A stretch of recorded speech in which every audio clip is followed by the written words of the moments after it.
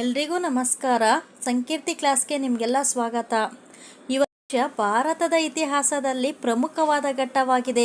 ಸ್ವಾತಂತ್ರ್ಯ ಹೋರಾಟಕ್ಕೆ ಮುನ್ನುಡಿ ಬರೆದಿದ್ದೇ ಈ ಪ್ರಥಮ ಸ್ವಾತಂತ್ರ್ಯ ಸಂಗ್ರಾಮ. ಇದನ್ನು ಭಾರತದ ಇತಿಹಾಸದಲ್ಲಿ ಪ್ರಮುಖ ಘಟ್ಟ ಅಂತ ಯಾಕೆ ಕರಿತೀವಿ ಅಂದರೆ ನೋಡಿ, ಹಿಂದೇನು ಸುಮಾರು ಯುದ್ಧಗಳು ನಡೆದಿವೆ. ನಾವು ಪ್ಲಾಸಿ ಕದನ ನೋಡಿದ್ದೀವಿ, ಬಕ್ಸರ್ ಕದನ ನೋಡಿದ್ದೀವಿ, ಆಂಗ್ಲೋ ಮೈಸೂರು ಯುದ್ಧಗಳು ನೋಡಿದ್ದೀವಿ, ಆಂಗ್ಲೋ ಸಿಖ್ ಯುದ್ಧಗಳನ್ನು ನೋಡಿದ್ದೀವಿ. ಆದರೆ ಅದು ಕೇವಲ ದೇಶೀಯ ರಾಜರುಗಳ ಸ್ವಹಿತಾಸಕ್ತಿಗೋಸ್ಕರ ಮಾತ್ರ ನಡೆಯಿತು. ಆದರೆ ಈ 1857ರ ಪ್ರಥಮ ಸ್ವಾತಂತ್ರ್ಯ ಸಂಗ್ರಾಮ ಬ್ರಿಟಿಷರನ್ನು ಭಾರತದಿಂದ ಹೊರದೂಡಲೇಬೇಕು, ಸಂಪೂರ್ಣವಾಗಿ ಬ್ರಿಟಿಷರನ್ನು ಭಾರತದಿಂದ ಓಡಿಸಲೇಬೇಕು ಅನ್ನುವ ಉದ್ದೇಶವನ್ನು ಇಟ್ಕೊಂಡು ಎಲ್ಲ ವರ್ಗದ ಜನರು ಈ ಯುದ್ಧವನ್ನು ಮಾಡೋದನ್ನು ನಾವು ನೋಡ್ತೀವಿ. ಆದ್ದರಿಂದ ಇದು ಇತಿಹಾಸದಲ್ಲೇ ಪ್ರಮುಖವಾದಂತಹ ಘಟ್ಟ ಅಥವಾ ಮೈಲಿಗಲ್ಲು ಎಂದು ಕರಿತೀವಿ. ತಮ್ಮ ಅಧಿಕಾರ ವಿಸ್ತರಣೆಗಾಗಿ ಸಾಮ್ರಾಜ್ಯವನ್ನು ವಿಸ್ತರಿಸೋದಕ್ಕೆ ಅನುಕೂಲವಾಗುವ ಹಾಗೆ ಸಹಾಯಕ ಸೈನ್ಯ ಪದ್ಧತಿ ಮತ್ತು ದತ್ತು ಮಕ್ಕಳಿಗೆ ಹಕ್ಕಿಲ್ಲವೆಂಬ ಪದ್ಧತಿಗಳನ್ನು ಜಾರಿಗೆ ತರ್ತಾರೆ. ಈ ಪದ್ಧತಿಗಳನ್ನು ಜಾರಿಗೆ ತರೋದ್ರ ಮೂಲಕ ಕೆಲ ಪ್ರಾಂತ್ಯಗಳನ್ನು ತಮ್ಮ ಹಿಡಿತಕ್ಕೆ ತೆಗೆದುಕೊಳ್ತಾರೆ. ಇದರಿಂದಾಗಿ ರೊಚ್ಚಿಗೆದ್ದಂತಹ ಅರಸರುಗಳು ಮತ್ತು ಅರಸರ ಮೇಲೆ ನಂಬಿಕೆಯನ್ನಿಟ್ಟಿದ್ದಂತಹ ಗೌರವದಿಂದಿದ್ದಂತಹ ಜನರುಗಳು ಬ್ರಿಟಿಷರ ವಿರುದ್ಧ ದಂಗೆ ಎದ್ರು. ಈ ಯುದ್ಧದಲ್ಲಿ ಇಂಗ್ಲಿಷ್ ಇತಿಹಾಸಕಾರರು ಕೇವಲ ಸಿಪಾಯಿ ದಂಗೆ ಎಂದು ಕರೆದರು. ಈ ಯುದ್ಧವನ್ನು ಬ್ರಿಟಿಷ್ ಇತಿಹಾಸಗಾರರು ಬ್ರಿಟಿಷರು ಈ ಯುದ್ಧವನ್ನು ಸಿಪಾಯಿಗಳಲ್ಲಾದ ಅಸಮಾಧಾನದಿಂದ ಈ ಯುದ್ಧ ನಡೆಯಿತು, ಆದ್ದರಿಂದ ಇದು ಸಿಪಾಯಿ ದಂಗೆ ಎಂದು ಕರೆದರು. ಆದರೆ ಭಾರತೀಯ ಇತಿಹಾಸಕಾರರು ಇದು ಕೇವಲ ಸಿಪಾಯಿ ದಂಗೆ ಮಾತ್ರ ಎಂದು ಒಪ್ಪೋದಿಲ್ಲ. ಯಾಕಂದರೆ ಈ ಯುದ್ಧದಲ್ಲಿ ಸಿಪಾಯಿಗಳು, ಅತೃಪ್ತರಾದಂತಹ ರಾಜರುಗಳು, ಜಮೀನ್ದಾರರು ಮತ್ತು ರೈತರು, ಜಮೀನ್ದಾರಿ ಪದ್ಧತಿ ಕಾಯಂ ಜಮೀನ್ದಾರಿ ಪದ್ಧತಿಯಿಂದ ಶೋಷಣೆಗೆ ಒಳಗಾದಂತಹ ರೈತರುಗಳು ಮತ್ತು ಜಮೀನ್ದಾರರು, ಸೈನಿಕರು, ಎಲ್ಲ ವರ್ಗದ ಜನರು ಕೂಡ ಬ್ರಿಟಿಷರ ವಿರುದ್ಧ ದಂಗೆ ಏಳ್ತಾರೆ. ಆ ಕಾರಣದಿಂದಾಗಿ ಈ ಯುದ್ಧವನ್ನು ಭಾರತದ ಪ್ರಥಮ ಸ್ವಾತಂತ್ರ್ಯ ಸಂಗ್ರಾಮ ಎಂದು ಕರೆದಿದ್ದಾರೆ. ಈ ಯುದ್ಧವನ್ನು ಸುಲಭವಾಗಿ ಅರ್ಥ ಮಾಡಿಕೊಳ್ಳಲು 5 ಕಾರಣಗಳನ್ನು ನಾವು ಕಾಣಬಹುದು. ಅವುಗಳೆಂದರೆ ರಾಜಕೀಯ ಕಾರಣ, ಆರ್ಥಿಕ ಕಾರಣ, ಆಡಳಿತಾತ್ಮಕ ಕಾರಣ, ಸೈನಿಕ ಕಾರಣ ಮತ್ತು ತತ್ಕ್ಷಣದ ಕಾರಣ. ಈ 5 ಕಾರಣಗಳು ಭಾರತದಲ್ಲಿ ಪ್ರಥಮ ಸ್ವಾತಂತ್ರ್ಯ ಸಂಗ್ರಾಮ ಸಂಭವಿಸಲು ಪ್ರಮುಖವಾದಂತಹ ಕಾರಣಗಳಾಗಿವೆ. ಪ್ರಥಮ ಸ್ವಾತಂತ್ರ್ಯ ಸಂಗ್ರಾಮಕ್ಕೆ ಕಾರಣವಾದ ರಾಜಕೀಯ ಕಾರಣಗಳು.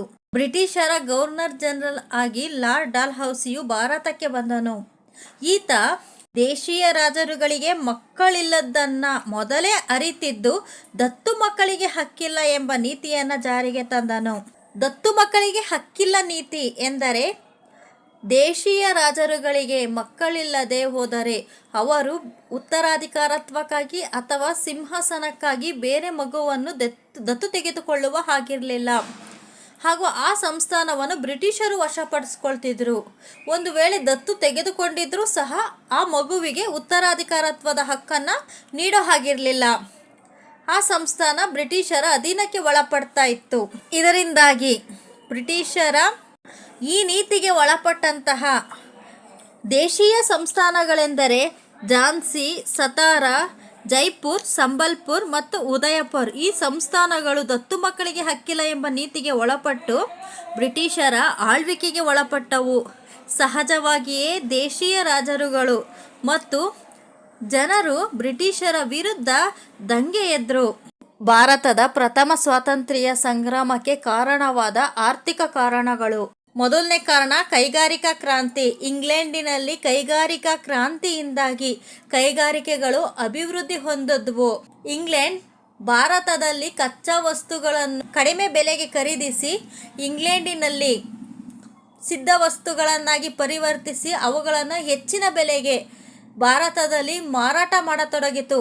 ಇದರಿಂದಾಗಿ ದೇಶೀಯ ಕೈಗಾರಿಕೆಗಳು ಸ್ಥಳೀಯವಾಗಿ ಉತ್ಪಾದನೆ ಮಾಡ್ತಿದ್ದಂತಹ ಬಟ್ಟೆ ಮತ್ತು ಉಣ್ಣೆ ಕೈಗಾರಿಕೆಗಳು ಅವನತಿ ಹೊಂದಿದ್ವು. ಕರಕುಶಲಗಾರರು ತಮ್ಮ ಉದ್ಯೋಗಗಳನ್ನು ಕಳೆದುಕೊಂಡರು. ಇದರಿಂದಾಗಿ ಸಣ್ಣ ಕೈಗಾರಿಕೆಗಳು ಅಥವಾ ದೇಶೀಯ ಕೈಗಾರಿಕೆಗಳು, ಸಣ್ಣ ಕೈಗಾರಿಕೆಗಳು, ಕರಕುಶಲಗಾರರು, ಗುಡಿ ಕೈಗಾರಿಕೆಗಳು ಆರ್ಥಿಕ ನಷ್ಟವನ್ನು ಅನುಭವಿಸಿದರು. ನೇಕಾರರು ತಮ್ಮ ವೃತ್ತಿಗಳನ್ನು ಕಳೆದುಕೊಂಡ್ರು. ರಫ್ತಿಗಿಂತ ಆಮದು ಅಧಿಕವಾಯಿತು. ಭಾರತದ ವಸ್ತುಗಳನ್ನು ಇಂಗ್ಲೆಂಡಿನಲ್ಲಿ ಮಾರಾಟ ಮಾಡಲು ದುಬಾರಿ ಸುಂಕವನ್ನು ವಿಧಿಸಿದ್ರು.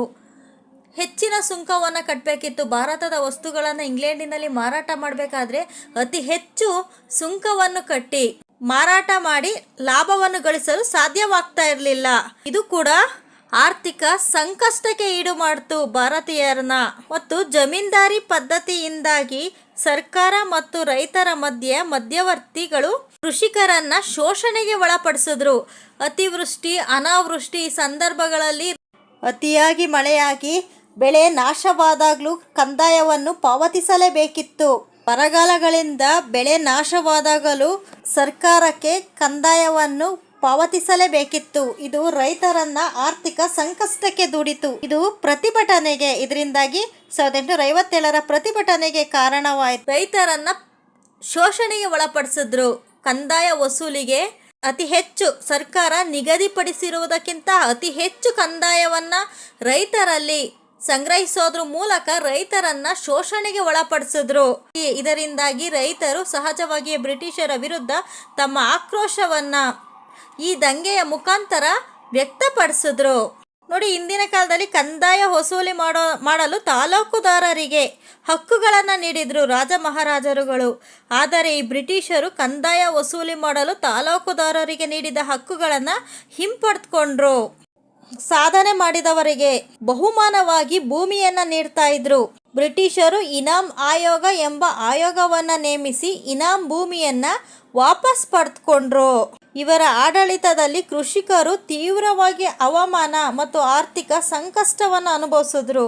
ಇದು ರೈತರ ಮಹಾನ್ ಪ್ರತಿಭಟನೆಗೆ ಕಾರಣವಾಯಿತು. ಈ ಎಲ್ಲ ಕಾರಣಗಳು ರೈತರ, ನಿರುದ್ಯೋಗಿ ಕಾರ್ಮಿಕರು ಬ್ರಿಟಿಷರ ವಿರುದ್ಧ ಪ್ರತಿಭಟನೆ ಮಾಡಲು ಕಾರಣವಾದವು. 1857ರ ದಂಗೆಗೆ ಆಡಳಿತಾತ್ಮಕ ಕಾರಣಗಳು.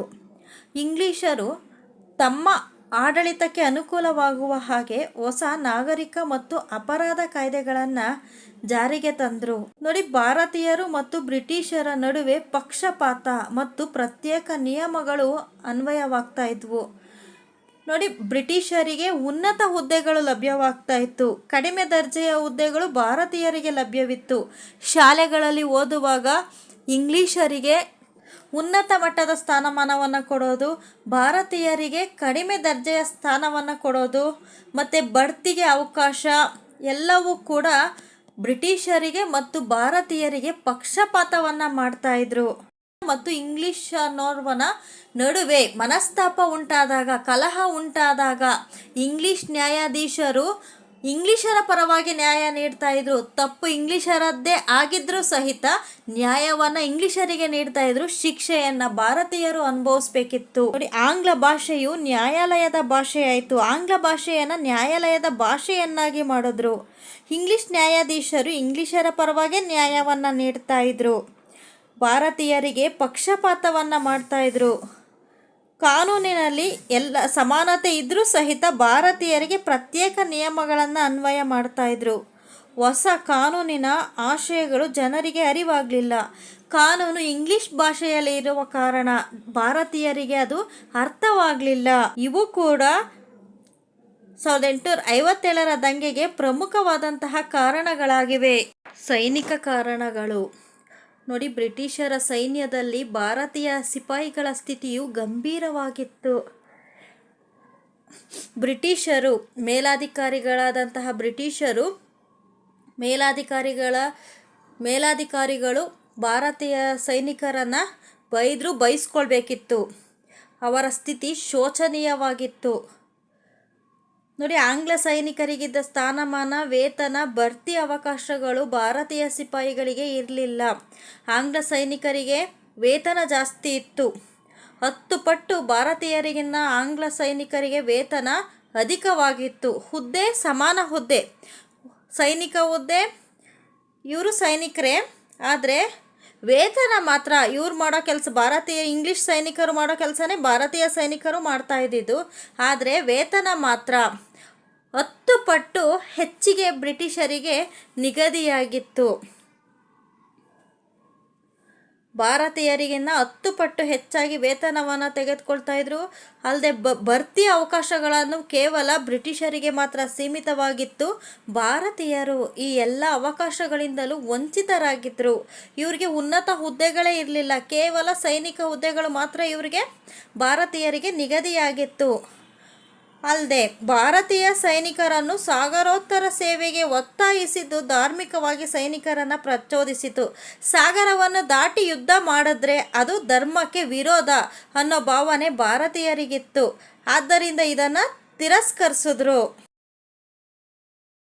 ರಾಜಕೀಯವಾಗಿ, ಆರ್ಥಿಕವಾಗಿ ಮತ್ತು ಆಡಳಿತಾತ್ಮಕವಾಗಿ ಕಾರಣಗಳನ್ನು ನೋಡಿದ್ವಿ, ಸೈನಿಕ ಕಾರಣಗಳನ್ನು ನೋಡಿದ್ವಿ. ಈ ಎಲ್ಲ ಕಾರಣಗಳಿಂದಾಗಿ ಭಾರತೀಯರು ದೌರ್ಜನ್ಯಕ್ಕೆ ಒಳಗಾಗಿದ್ದರು. ಬ್ರಿಟಿಷರ ವಿರುದ್ಧ ಪ್ರತಿಭಟನೆಗೆ ಮುಂದಾಗಿರಲಿಲ್ಲ. ಆದರೆ ಈ ತತ್ಕ್ಷಣದ ಕಾರಣ, ಈ ಒಂದು ಘಟನೆಯಿಂದ ಈ ಯುದ್ಧ ಪ್ರಾರಂಭವಾಗುತ್ತದೆ. ಆ ಘಟನೆ ನೋಡೋಣ. ನೋಡಿ, ಸೈನಿಕರಿಗೆ ರಾಯಲ್ ಎನ್ಫೀಲ್ಡ್ ಎಂಬ ನವೀನ ಬಂದೂಕುಗಳನ್ನು ನೀಡುತ್ತಿದ್ದರು. ಈ ಬಂದೂಕುಗಳಿಗೆ ಉಪಯೋಗಿಸುತ್ತಿದ್ದ ತುಪಾಕಿಗಳಿಗೆ ಹಂದಿ ಮತ್ತು ಹಸುವಿನ ಕೊಬ್ಬನ್ನು ಸವರಿದ್ದಾರೆಂಬ ವದಂತಿ ಹಬ್ಬಿತ್ತು. ಆದ್ದರಿಂದ ಸೈನಿಕರು ಇವುಗಳನ್ನು ಬಳಸಲು ನಿರಾಕರಿಸಿದ್ರು. ಯಾಕಂದರೆ ಹಿಂದೂಗಳಿಗೆ ಹಸು ಪವಿತ್ರವಾದರೆ ಮುಸ್ಲಿಮರಿಗೆ ಹಂದಿಯು ನಿಷಿದ್ಧವಾಗಿತ್ತು. ರಾಯಲ್ ಎನ್ಫೀಲ್ಡ್ ಎಂಬ ಹೊಸ ಬಂದೂಕುಗಳನ್ನು ಕಂಡುಹಿಡಿದಿದ್ರು. ಸಾಗರದಾಚೆ ಯುದ್ಧ ಮಾಡಲಿಕ್ಕೆ ರಾಯಲ್ ಎನ್ಫೀಲ್ಡ್ ಎಂಬ ಬಂದೂಕುಗಳನ್ನು ಸೈನಿಕರಿಗೆ ನೀಡಿದ್ರು. ಆ ಬಂದೂಕುಗಳಿಗೆ ಹಂದಿ ಮತ್ತು ಹಸುವಿನ ಕೊಬ್ಬು ಸವರಿದ್ದಾರೆ ಎಂಬ ವದಂತಿ ಹಬ್ಬಿತ್ತು. ಎಲ್ಲ ಕಡೆ ವದಂತಿ ಹಬ್ಬಿತ್ತು. ಇದನ್ನು ತಿಳಿದಂತಹ ಸೈನಿಕರು ಇವುಗಳನ್ನು ಬಳಕೆ ಮಾಡೋದನ್ನು ನಿರಾಕರಿಸಿದ್ರು. ಯಾಕಂದರೆ ಹಿಂದೂಗಳು ಹಸುವನ್ನು ದೇವರ ರೂಪದಲ್ಲಿ ಪೂಜಿಸಲಾಗ್ತದೆ, ಆದರೆ ಮುಸ್ಲಿಮರಿಗೆ ಹಂದಿಯು ನಿಷಿದ್ಧವಾಗಿದೆ. ಇವುಗಳ ಕೊಬ್ಬನ್ನು ಸವರಿದ್ರಿಂದ ಆ ತುಪಾಕಿಗಳು ಅಥವಾ ತೋಟಗಳನ್ನು ಹಲ್ಲಿನಿಂದ ಕಚ್ಚಿ ತೆಗೆಯಬೇಕಿತ್ತು. ಆದ್ದರಿಂದಾಗಿ ಭಾರತೀಯರು ಇದನ್ನು ನಿರಾಕರಿಸಿದ್ರು. ಇದರಿಂದಾಗಿ ಸೈನಿಕರು ಬ್ರಿಟಿಷರ ವಿರುದ್ಧ ದಂಗೆ ಎದ್ರು. ಇದು ಯುದ್ಧಕ್ಕೆ ತತ್ಕ್ಷಣದ ಕಾರಣವಾಯಿತು. ಫ್ರೆಂಡ್ಸ್, ಈ ವಿಡಿಯೋ ಇಷ್ಟ ಆದರೆ ಪ್ಲೀಸ್ ಲೈಕ್ ಮಾಡಿ, ಪ್ಲೀಸ್ ನಮ್ಮ ಚಾನಲ್ಗೆ ಸಬ್ಸ್ಕ್ರೈಬ್ ಆಗಿ. Thank you.